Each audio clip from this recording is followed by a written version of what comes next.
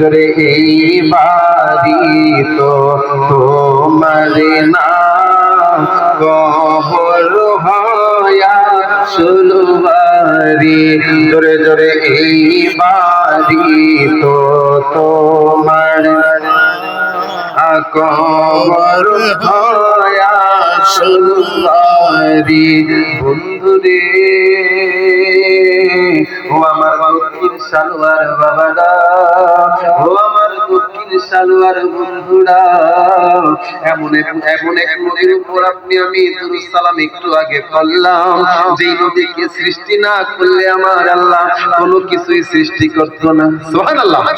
দলিল ইবনে আব্বাস রাদিয়াল্লাহু তাআলা আওহাল্লাহু ইলা ঈসা আমিন মুহাম্মদ ওয়া উম্মাতাকা ইউমিনু বিহি ওয়ালাউলা মুহাম্মাদুন মা খলাকাতাম ওয়ালা আদম ওয়ালাল জান্নাতা ওয়ালান নার চিল্লায়া বলুন সুবহানাল্লাহ সুবহানাল্লাহ ঈসা রূহুল্লাহর কাছে আমরা আল্লাহ কি করলেন আওহাল্লাহু ইলা ঈসা ও ঈসা তোমাকে মুহাম্মদ সাল্লাল্লাহু আলাইহি ওয়াসাল্লামের পরিমাণ আনতে হবে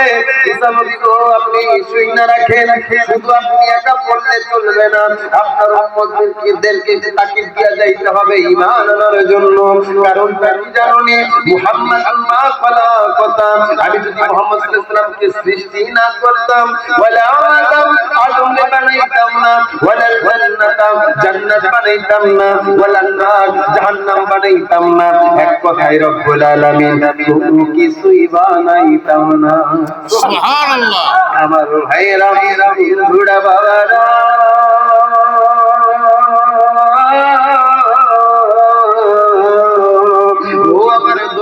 সালোয়ার বাবারা আপনাদের থেকে আমাদের থেকে সময়গুলো বাবা আস্তে আস্তে চইলা যাচ্ছে